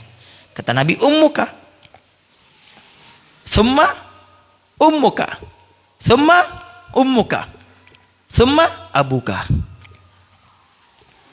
Nabi waktu ditanya siapa ya Rasul, orang yang paling harus saya kedepankan berbuat baik dengannya, saya utamakan? Ibumu. Siapa lagi ya Rasul? Ibumu. Siapa lagi ya Rasul? Ibumu. Baru yang keempat, siapa lagi ya Rasul? Ayahmu. Di sini para ulama menjelaskan, Nabi tidak sembarangan menyebutkan 3 kali seperti itu. Jadi dikatakan, kenapa Nabi sebutkan 3 kali? Kenapa seorang ibu haknya berbeda sampai 3 pangkat daripada seorang ayah? Dijelaskan. Kenapa? Sebagian ulama mengatakan, yang pertama, karena ibumu yang menghamili, yang mengandung dirimu. Sedangkan ayahmu tidak mengandungmu. Sehingga yang pertama, dinamakan ibu itu memiliki 3 pangkat. Yang pertama, karena ibumu adalah yang mengandungmu. Yang kedua, ibumu yang melahirkanmu, ayahmu tidak. Yang ketiga, dia memberikan ASI kepadamu. Baru yang keempat, seorang ayah yang mencarikan nafkah kepada anaknya. Jadi nggak sembarangan. Makanya ada orang kadang-kadang salah faham atau gagal faham. Masalah maulid bid'ah, ziarah kubur syirik. Kenapa? Karena menghukumi Al-Quran tidak pakai asbabun nuzulnya. Al-Quran ada asbabun nuzulnya. Contoh, kenapa kok ada surat namanya Al-Ikhlas, Qul Huwallahu Ahad? Tidak sembarang orang berbicara. Lihat, yang melatar belakang turunnya surat Al-Ikhlas itu apa? Yaitu dilihat, biar tidak gagal faham. Kayak masalah maulid, kenapa maulid diadakan? Nah, lihat bagaimana di dalamnya. Daripada ayat-ayat yang mendukung tentang daripada diperbolehkan baca maulid. Kemudian hadis, asbabul wurudnya, yang melatar belakangi hadis ini turun ini apa? Nah, itu yang perlu diperjelas. Makanya kadang ada orang gagal faham gara-gara itu, langsung letter like, baca kitab terjemahan, haram, syirik. Nah, ini repot. Maka harus dilihat, kalau Al-Quran ada tafsirnya, ada asbabun nuzulnya. Kalau hadis ada asbabul wurudnya. 6. Wa minat ta'ati, dan termasuk ketaatan seorang istri kepada suaminya, an la tahruja min baiti zaujiha illa idza adzina laha sarahatan. Oh, ini paling penting. Awas, para istri. Termasuk kebaikan yang harus dilakukan seorang istri, jangan seorang istri keluar rumah dari rumah suaminya kecuali izin yang jelas dari suaminya. Kadang-kadang diremehin nih. Istri keluar rumah keluar aja, asal aja. Walaupun cuma untuk ke depan beli cabai atau mengkreng atau wortel atau apalah. Izin itu ibadah. Dan memang dilarang kalau nggak pakai izin. Lalu bagaimana Beb? Kalau mau ya dari awal sekarang mulai bilang sama suaminya, Bang, saya minta izin untuk seterusnya kalau untuk beli yang dekat-dekat di tempat ini. Dapat izin? Nah, maka lakukan. Tapi kalau untuk yang kayak jauh-jauh dari rumah, wajib izin. Sampai dikatakan di sini, fatakhruju hina idin muhtasamitan bisyabin sabiqatin. Maka keluar tatkala itu seorang istri menggunakan pakaian yang tertutup, mutalabbatanil bu'di anil a'yun. Dan kalau sudah dapat izin dari suaminya jelas, maka seorang istri harus keluar dengan pakaian yang tertutup. Ya. Bisyabin sabiqatin. Pakai pakaian tertutup. Jangan malah auratnya dibuka. Sudah dapat izin seenaknya, rambutnya dipamerin. Mau pakai apa itu namanya? Apa? Iya, bulu mata tahu. Masa ini bulu kaki? Maksudnya apa itu bahasa? Apa? Maskara. Ya pakai itulah. Apa sih yang offline apa? Apa? Itu benar kan? Iya itu ini bulu mata. Ada. Baru bilang jangan ribut-ribut nih ustadznya. Ya. Jadi jangan mentang-mentang sudah dapat izin dari suaminya keluarnya bergaya. Pakainya tertutup Habib, auratnya tutup tapi ketat. Lekuk-lekuk tubuhnya kelihatan. Kemudian pakai pakaian tertutup sudah dapat izin. Kedua, usahakan kalau berjalan jangan senang dilihat oleh seorang laki-laki. Makanya ini para perempuan nih, ini adab akhlak seorang perempuan. Jadi kalau badan gede kayak gitu, kalau ini contoh, beliau kan orang soleh. Ini contoh yang nggak baik ya, janganlah. Nah, ya anggap udah disebutin, lagi nongkrong, kemudian perempuan lihat cicuit. Itu kalau perempuannya dia punya wibawa, dia nggak usah bilang. Waktu dicuitin cukup dilirik. Oh enggak, maaf. Hatta badannya gede kayak beliau. Kenapa? Punya muruah. Apa muruah? Punya harga diri. Makanya seorang perempuan itu kalau dia menjaga harga dirinya itu punya rasa malu, insya Allah. Laki-laki nggak ada yang berani. Saya pernah lihat di salah satu eksperimen di YouTube, ada seorang perempuan yang intinya dia nggak baik lah. Dia diganggu sama banyak. Tapi tatkala ada seorang perempuan yang sama, cuma didandan pakai kerudung, pakai gamis, ya kayak perempuan-perempuan soleha ini pada umumnya, tidak ada yang berani mengganggu. Akhirnya dibuat eksperimen lagi. Seorang perempuan yang pakai kerudung ini dibuat timnya dia mengganggu dia di depan umum. Serempak orang-orang kafir. Ini kejadiannya eksperimen di tempat negara kafir, bukan Islam. Semuanya membantu dan ingin memukul laki-laki yang mengganggu ini. Dikatakan, oh ini kan perempuan Islam, ini apa tuh sekarang apa? ISIS, ini teroris ya. Mereka mengatakan dia perempuan baik, selesai. Dia tidak mengganggumu, dia berpakaian rapi, kenapa kamu harus mengganggunya? Makanya seorang perempuan sekali lagi jangan mau berjalan di belakangnya ada laki-laki. Kalau ada suruh jalan dulu. Ini akhlak dan adab, bagi seorang istri. Mutaharriyatan juhdai sitoatiha antasira fi sawari allati lasdihama fiha. Dan juga sangat berusaha seorang perempuan itu antasira untuk berjalan fi sawari allati lasdihama fiha.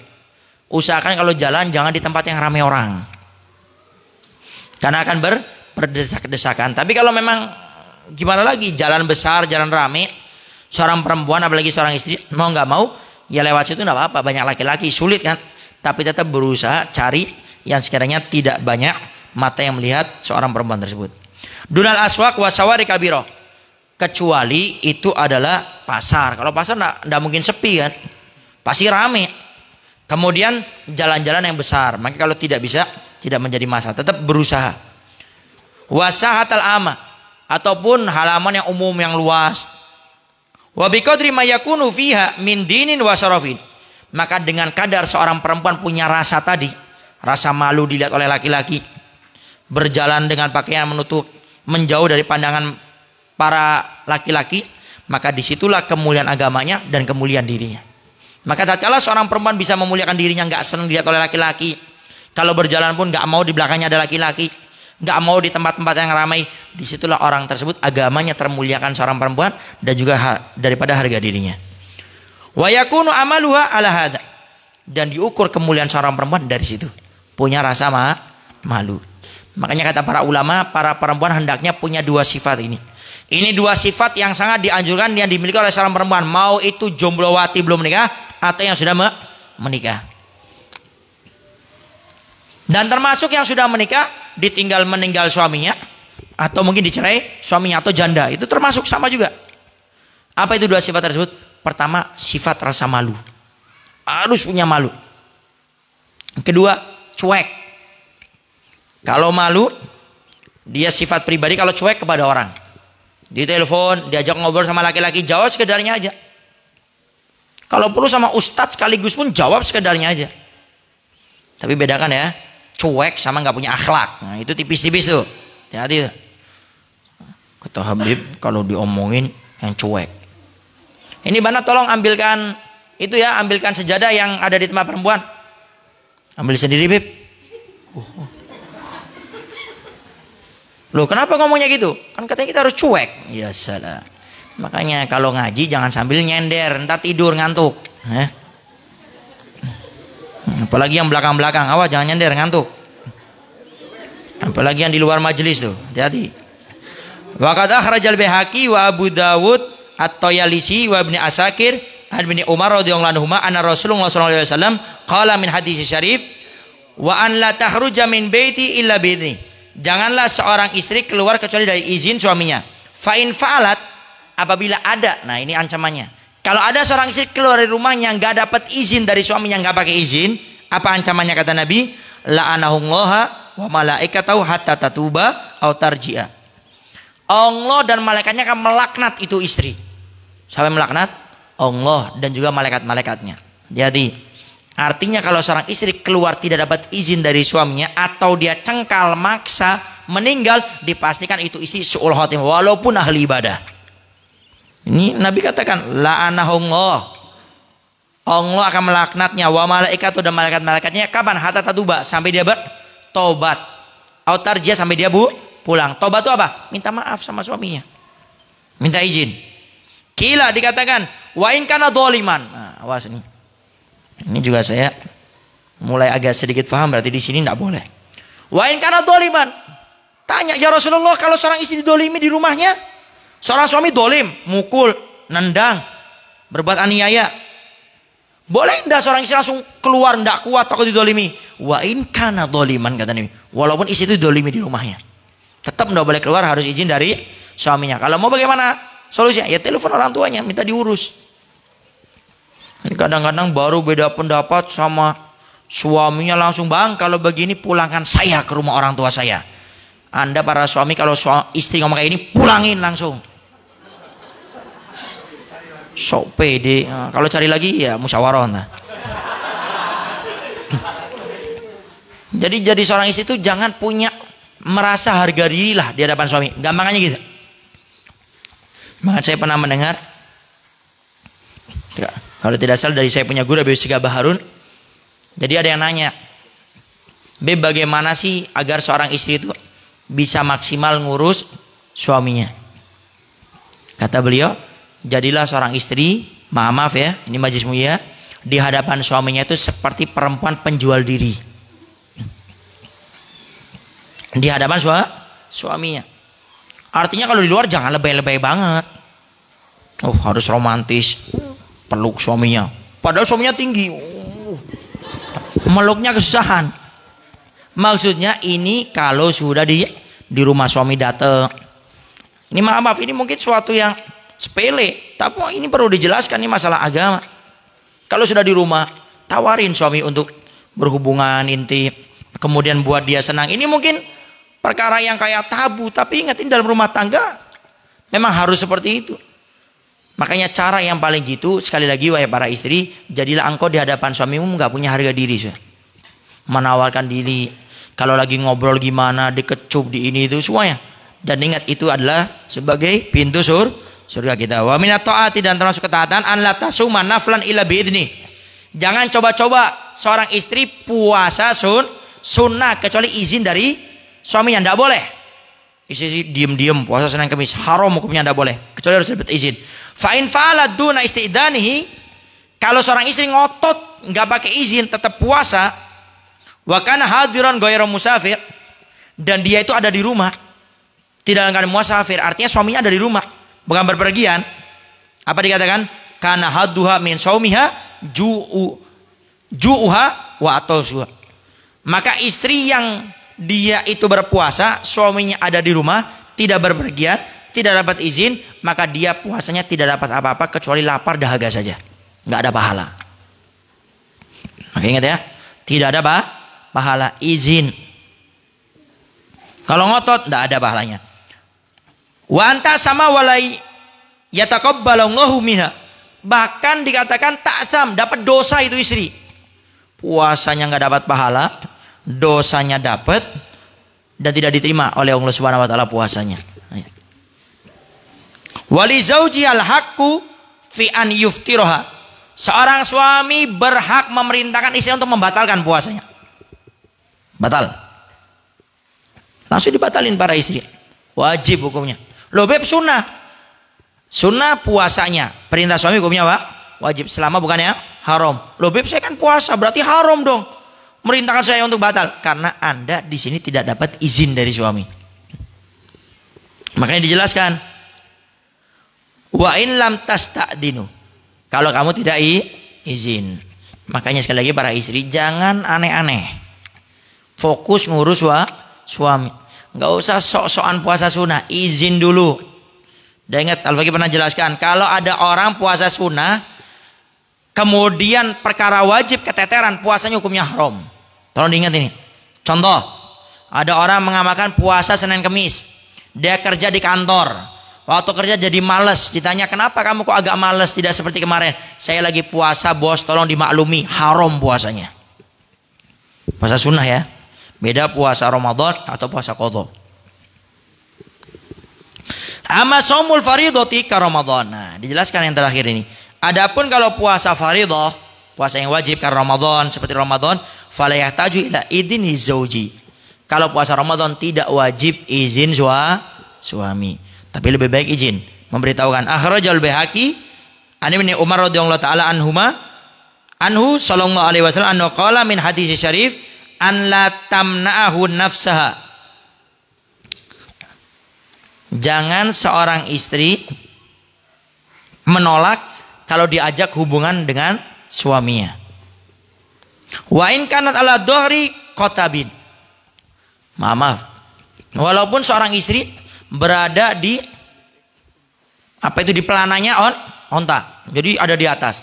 Saya bilang, wahai istriku, saya ingin berhubungan. Wa huwa lil jamali kasirji lil farosi. Ini onta yang cepat, yang seperti halnya kuda perang. Wa an la tasuma yauman wahidan. Jadi kalau suami minta kita berhubungan, maka istri walaupun dalam keadaan apapun harus melayani suami. Cuma ini sudah kita bahas ya. Tapi seorang suami harus paham juga. Mungkin istri habis ngurus anak, habis nyuci, habis ngepel, harus lebih bisa memahami. Tapi bagi seorang istri wajib walaupun dalam keadaan apapun, kecuali dalam keadaannya haram berhubungan. Wa an la tasuma yauman wahidan illa bi'idzni. Jangan kamu para istri coba-coba puasa walaupun cuma sehari yang tidak dapat izin suaminya.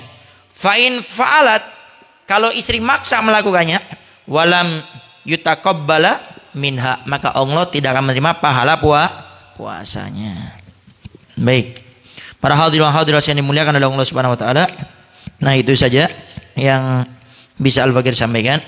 Insyaallah pada pertemuan yang akan datang kita akan membahas tentang masalah adab-adab tentang suami istri tatkala berhubungan. Jadi kalau seorang suami istri berhubungan itu ada akhlak adab yang harus dijaga. Nah, insya Allah pertemuan yang akan datang bulan depan akan kita bahas. Jadi ini ada beberapa poin-poinnya ya. Sampai paling tidak ini ada 4 poin. Mungkin kita bagi 2 pertemuan ntar. Jadi kalau berhubungan itu ada akhlak adab yang harus dijaga. Baik, itu saja yang bisa Al-Fakir sampaikan. Barangkali ada yang mau tanyakan, silakan. Wallahu a'lam bishawab. Baik, terima kasih kepada guru kita semua, Habib Novel Alatos. Semoga apa yang telah beliau sampaikan dapat bermanfaat bagi kita semua. Amin ya robbal alamin. Untuk acara selanjutnya yaitu acara sesi tanya jawab. Kepada para jamaah yang mau bertanya, kami persilahkan.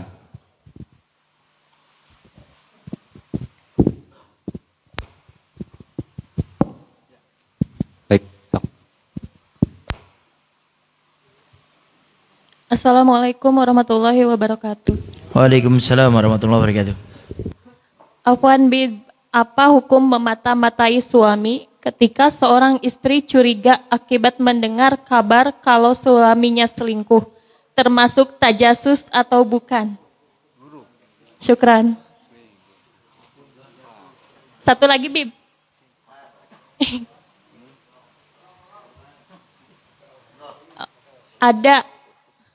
Ada kata mutiara, mahalkan cintamu, murahkan maharmu. Dalam konteks murahkan maharmu itu seperti apa? Syukran.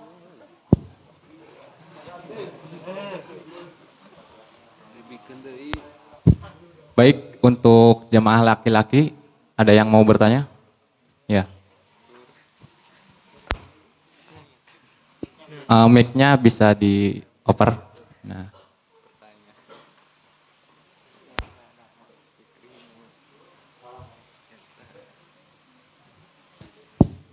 Assalamualaikum warahmatullahi wabarakatuh. Waalaikumsalam warahmatullahi wabarakatuh. Shallu ala Nabi Muhammad. Allahumma shalli alaihi wa ala alihi wasallam.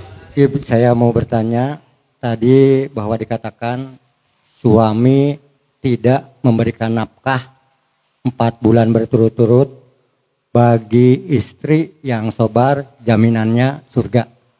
Sekarang yang saya akan tanyakan, bagi suami yang tidak memberikan nafkah 4 bulan berturut-turut, hukumnya apakah dosa atau sama dengan istri yang tadi yang sabar masuk surga? Itu terima kasih. Assalamualaikum warahmatullahi wabarakatuh. Waalaikumsalam warahmatullahi wabarakatuh. Bismillahirrahmanirrahim. Wallahu a'lam bishawab. Yang pertama, hukum seorang istri memata-matai suaminya. Dilihat. Kalau memang ada tanda-tanda yang jelas, maka itu diperbolehkan. Cuma niat kita harus baik di sana. Ada seorang istri mata-matain suami itu pingin sengaja. Jadi pingin termenjelekan suaminya, pingin. Jadi kita ini bukan memata-matai suami, tapi kita pingin memperbaiki suami. Cuma ini jalur yang terakhir. Para istri tajasus itu pingin tahu urusan orang lain, memata-matai itu hukumnya haram, tidak boleh. Itu hukumnya haram, tidak diperbolehkan. Tapi tatkala kita sudah berusaha untuk berhusnudzon, tapi tanda-tanda kesana banyak, sehingga kita niatnya bukan memata-matai, cuma kita ingin menyadarkan suami kita. Karena Imam Ghazali juga pernah mengingatkan bahwasanya orang itu dalam diingatkan itu ada 3 model. Pertama, ada orang diingatkan cukup dengan isyarat. Seorang suami kerja pulang jam 5 sore. Ini hampir sebulan pulangnya pasti jam 11 malam. Seorang istri pengen negor, tidak enak. Akhirnya seorang istri selalu berusaha menunggu depan pintu rumah. Sampai tidurnya nggak di kamar, tidurnya di pintu. Di kursi. Tapi suami tetap aja seperti itu. Berarti ini nggak bisa pakai isyarat. Yang kedua, kata Imam Ghazali, ada orang bisa diingatkan dengan lisan. Harus kita tegur, harus kita ingatkan. Tapi ingat, di sini para istri harus mengedepankan akhlak dan adab, bahasa yang halus, waktu yang tepat. Buat tak kala suasananya nyaman. Bang, maaf kok hari-hari ini banyak pekerjaan tak bang? Kenapa kok sebulan ini, seminggu ini, 2 minggu ini, 3 minggu ini kok sering pulangnya jam 11 malam? Sehingga itu kita dengan lisan. Udah dijawab, tapi tetap terulang seperti itu. Maka kita cari orang yang terpercaya, yang bisa nyimpen aib daripada suami kita. Kalau seandainya benar terjadi, tapi kalau sudah benar terjadi, maka tatkala itu kita bicara yang baik, cari waktu yang tepat tadi, kemudian jelaskan masalah tadi. Tapi kalau pingin lebih baiknya lagi, dan ini kaidah umum para ulama menekankan, kalau ada kejelekan suami yang dicerita oleh orang lain, lebih baik kita nggak usah tahu. Tinggal sekarang kita fokus evaluasi kepada diri kita para istri. Kira-kira kenapa suami saya kok pulangnya jam 11 malam terus? Padahal jam 5 biasanya pulang. Kenapa sekarang pulangnya jam 11 malam terus? Apa saya mungkin kurang layani suami? Ini yang kadang istri sering dulu banget. Suaminya kalau di rumah cuma sebentar, pulang jam 5. Minta buatin teh kopi. Habis salat maghrib di rumah keluar di bos kambling. Kemudian pulang jam 1 malam tidur. Jam 11, jam 12 tidur. Suami saya kok kayak gini banget sih? Dan ntar dulu. Tanyakan kepada diri kita para istri, kenapa suami kita kayak gini? Mungkin sekarang ini kita jarang dandan. Mungkin kalau sudah di rumah pakaian kita pakaian yang terlalu nutup, kurang yang spesial pakaiannya. Mungkin kita sebagai seorang istri nggak pernah pakai wangi-wangian, pakainya balsem, mengkreng, jelantah. Sehingga jangan salahkan suami akhirnya hobinya di luar. Coba seorang istri kayak tadi, di depan suaminya seperti menjual diri, pakai pakaiannya yang khusus, dandan, minyak wangi, apa semuanya. Suami betah, nggak bakal betah di luar, dia betahnya di dalam pasti. Lah ini suami, tak kala pulang ke rumah istri tidur, sekali ketemu nggak tidur, baunya apa? Kayak suami betah gimana? Makanya adanya Beb, kenapa kok ada istilah pelakor-pelakor? Dari sekian hikmah terjadinya pelakor apa? Ya agar kita sebagai istri mawas diri. Kenapa kok ada seorang suami lebih senang kepada yang haram daripada yang halal, yang ibadah, yang baik? Ya kita sebagai istri harus evaluasi. Jadi alangkah lebih baiknya tidak usah. Cuma kalau seandainya memang harus diingatkan, ditegur, ya tidak menjadi masalah. Tapi sekali lagi itu yang terakhir, dengan niatan sekali lagi untuk mengingatkan suami. Dan itu pun kita tidak mesti harus mengingatkan secara langsung, karena takutnya ntar suami akhirnya marah, akhirnya kayak tadi terjadi pertikaian. Maka lebih baik cari orang ketiga sebagai penengah untuk mengingatkan suami kita. Wallahu a'lam bishawab. Kemudian yang kedua, ini mungkin kurang lebih artinya itu, sebaik-baik perempuan itu kata Nabi Okamakol yang maharnya itu paling sedikit atau murah. Ini maksudnya apa? Jangan kita sebagai seorang perempuan yang akan dinikahi oleh seorang laki-laki banyak menuntut. Bukan cuma mahar, lamaran. Kamu kalau mau nikah sama saya, lamarannya paling nggak harus 50 juta ya. Dan itu nggak pakai transfer, langsung cash depan mata saya. Nah, jangan dipersulit. Maka kata Nabi sebaik-baik perempuan itu yang maharnya paling sedikit. Itu perempuannya. Dan kita para laki-laki jangan kepedean, punya uang banyak, ya muliakanlah. Loh ini kok maharnya cuma 50 ribu, rumah bagus, kata Nabi di Majelis Al-Wasilah malam Kamis kedua, di dalam kita ada belisan video Yusra, kok lancar, ternyata ada contekannya di kertas.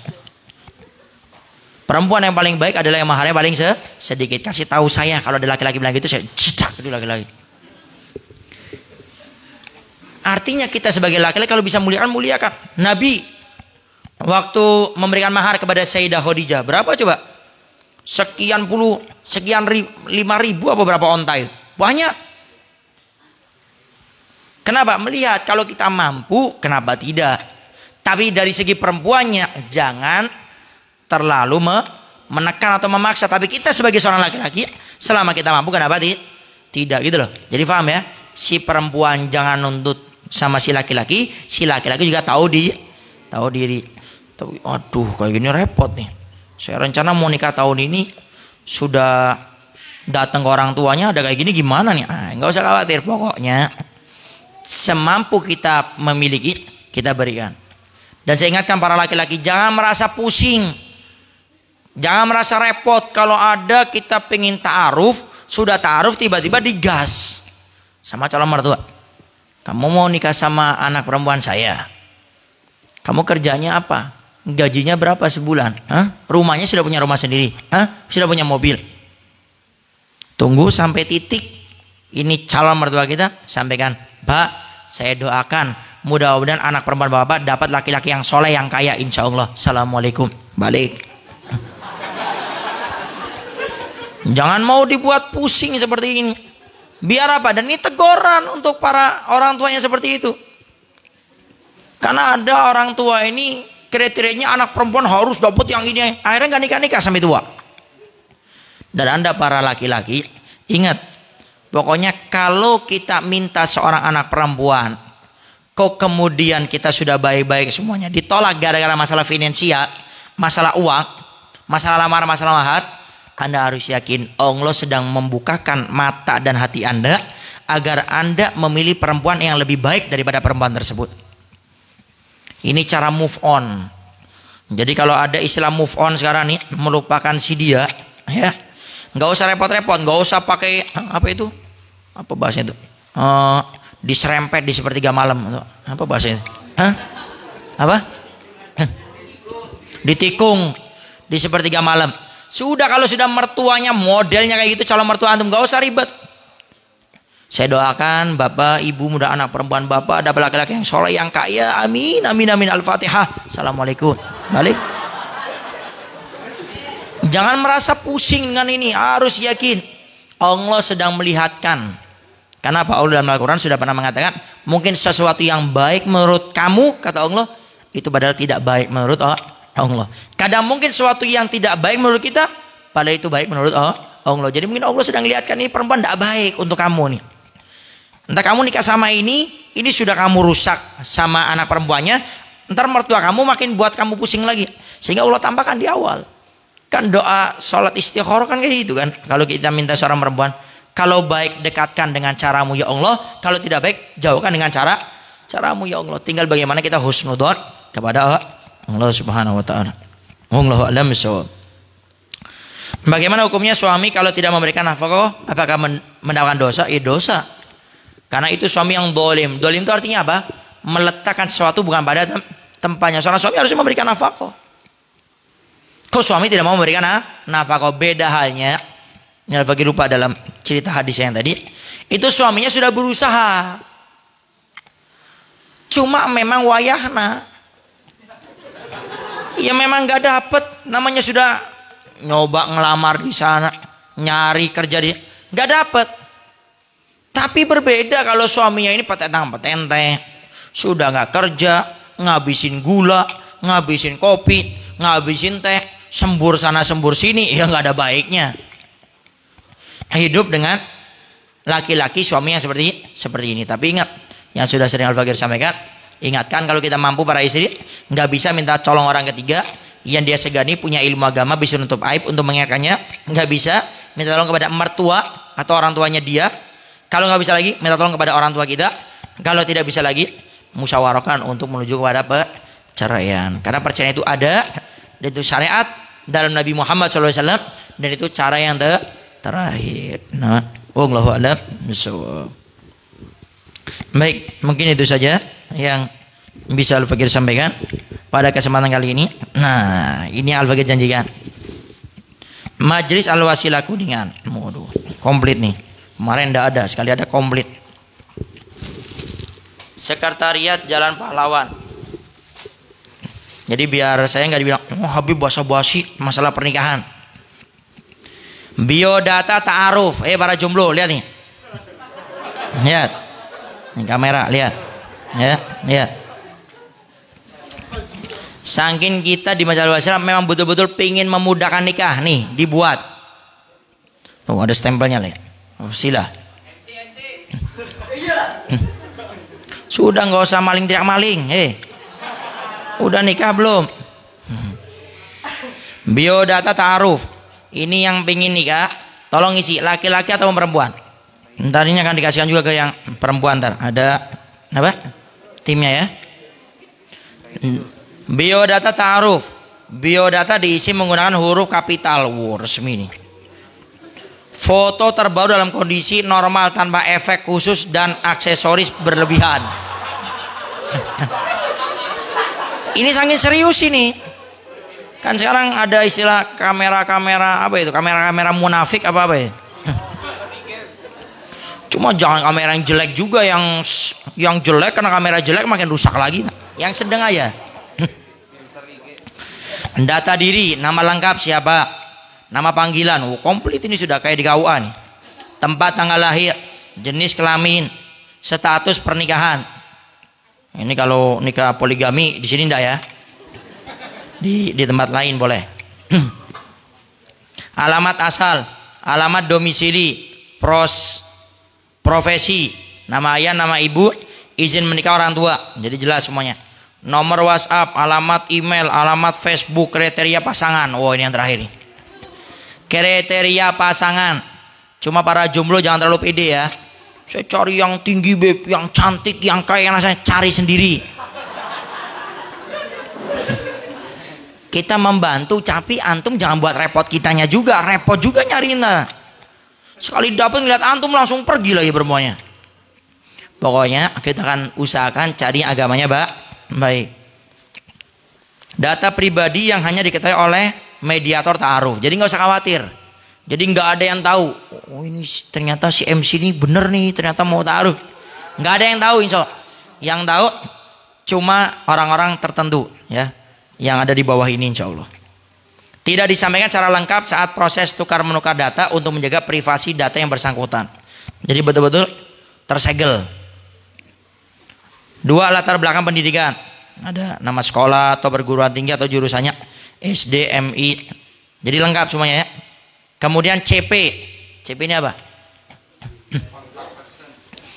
Jadi entah kalau nggak bisa di majelis, bisa nomor WhatsApp ya. Yang pertama ini orang-orangnya nih. Haji Dadi. Hubungin ke beliau. Haji Toto. Kang Sony. Waduh. Ini yang serius nih, jangan ntar ada orang mau nikah perempuannya aneh-aneh tuh. Kemudian Lutfi, Haji Dadi, nomornya 0812 1123 9256. 0812 1123 9256. Haji Toto atau Haji Gaul 0813 13 10 83 11. 0813 13 10 83 11. Kang Sony 0813 2466 6594. 0813 2466 6594. Kang Lutfi 0878 307 444 empatnya 3 kali ya 2. 0878 307 empatnya 3 kali 2. Jadi ntar tinggal minta ini. Kemudian setelah itu ntar diberikan sama 4 orang tadi. Ada Jidadi, Citoto, Kang Sony, Kang Lutfi, terserah. Tinggal milih saja ya. Atau mau ke WhatsApp boleh ya. Pokoknya intinya kita betul-betul ingin memudahkan masalah pernikahan. Ingat di wasilah insya Allah nggak ribet. Pokoknya 3 ini insya Allah ada. Pertama, nikah di wasilah itu insya Allah mudah. Tidak repot, tidak ribet. Beb KUA-nya nih dibantu semuanya insya Allah. Kemudian kedua murah, tapi tidak murahan ya. Murah tapi tidak murahan. Kemudian yang ketiga berkah. Insya Allah ada ustadz, kiai, ulama, habaib yang hadir dan mendoakan beliau-beliau semuanya. Jadi intinya kita pingin majelis wasilah ini sesuai namanya sebagai perantara kebaikan. Baik itu saja yang bisa Al-Fakir sampaikan. Sama jangan lupa minta dukungannya, supportnya, bantuannya semuanya. Insya Allah milad majelis kita Al-Wasilah akan diadakan tanggal 31 Maret. 31 Maret. Kalau tidak salah tanggal 17 Sya'ban. Acaranya Bada Isya di majelis di Masjid Al-Mu'awanah. Ya di depan Masjid Al-Mu'awanah Bada Isya. Yang akan mengisi insya Allah guru Al-Fakir yang memberi nama majelis kita Al-Wasilah itu Dr. Al-Habib Segaf bin Abuya Bebasan Baharun. Insya Allah ntar beliau yang akan mengisi. Dan insya Allah ntar acaranya ternyata tidak malam. Jadi intinya beliau minta 2 malam di Kuningan. Insya Allah kita lagi ngobrol, sudah ada obrolan pagi rencana kita pengen mengadakan acara khusus muslimah. Jadi khusus perempuan aja di Syiarul Islam. Ya, pagi kurang lebih jam 8 jam 9. Ya, mungkin itu, dan malamnya di acara di tempat kita di Al-Wasir. Adapun sore, ntar rencana insya Allah kita lagi diobrolkan lagi, belum digodok. Ini saya sekali lagi cerita biar didoakan, biar dimudahkan, biar sesuai apa yang kita inginkan. Rencana sore beliau ntar akan berkumpul dengan Ustadz Kiai Ulama di Kuningan. Jadi ntar akan difokuskan kumpulannya ntar di mana. Dan yang pengen berpartisipasi silakan, baik berupa tenaga ataupun pikiran. Kemudian juga masalah dana, tentunya karena kita lebih kurang sekitar 50 juta yang kita butuhkan untuk terselenggaranya acara ini. Jadi yang pengen membantu juga bisa ngubungin nggak nomor-nomor tadi ya. Insya Allah tahu semua ya. Haji Dadi, Haji Gaul, Haji Toto, sama Kang Sony atau Kang Lutfi juga ya, bisa menghubungi beliau. Dan barangkali ada yang pingin, Beb saya pingin akekah untuk anak saya atau untuk diri saya belum di akekah, silakan ya. Ntar tinggal mendaftarkan, kemudian dicatat, ntar tinggal diatur waktunya. Baik, itu saja yang bisa Al-Fakir sampaikan. Kurang lebihnya Al-Fakir minta maaf. Mudah-mudahan majelis kita pada malam hari ini diberkahi selalu oleh Allah Subhanahu wa taala, dan mudah-mudahan majelis ini betul-betul bisa menjadi wasilah perantara kita mendapatkan kemuliaan dunia sampai akhirat. Dan mudah-mudahan hadirnya kita di tempat ini menjadi sebab dosa kita semuanya diampuni oleh Allah Subhanahu wa taala, derajat kita semuanya diangkat oleh Allah Subhanahu wa taala. Kita selalu diberikan hidayah taufik untuk selalu taat kepada Allah Subhanahu wa taala, menjauhi segala sesuatu yang dilarang oleh Allah Subhanahu wa taala. Dan mudah-mudahan hati kita semuanya dijaga oleh Allah daripada sifat kejelekan hati, baik itu daripada sombong, riya, hasud, iri, dengki dengan sama. Dan mudah-mudahan Allah Subhanahu wa taala menjadikan kita orang-orang yang selalu mengedepankan ridha Allah daripada ridhonya manusia. Dan mudah-mudahan semua hajat kita, keinginan kita, doa kita, harapan kita dikabulkan oleh Allah Subhanahu wa taala, khususnya hajat para guru-guru kita, masyayikh kita, ulama kita, habaib kita. Khususnya mudah-mudahan saudara-saudari kita yang tertimpa musibah diberi kesabaran oleh Allah Subhanahu wa taala, kekuatan oleh Allah Subhanahu wa taala, dan mudah-mudahan kita yang tidak tertimpa musibah bisa membantu menyumbangkan dari apa yang kita miliki kepada beliau semuanya. Dan khususnya negara kita Indonesia selalu dijaga oleh Allah daripada musibah, bencana, wabah, penyakit, khususnya daripada manusia-manusia yang ingin berniat tidak baik kepada negara kita Indonesia ini. Rabbana atina fid dunya hasanah wa fil akhirati hasanah wa qina adzabannar. Wa sallallahu ala sayyidina Muhammadin wa alihi wasallam walhamdulillahirabbil alamin. Bismillahirrahmanirrahim.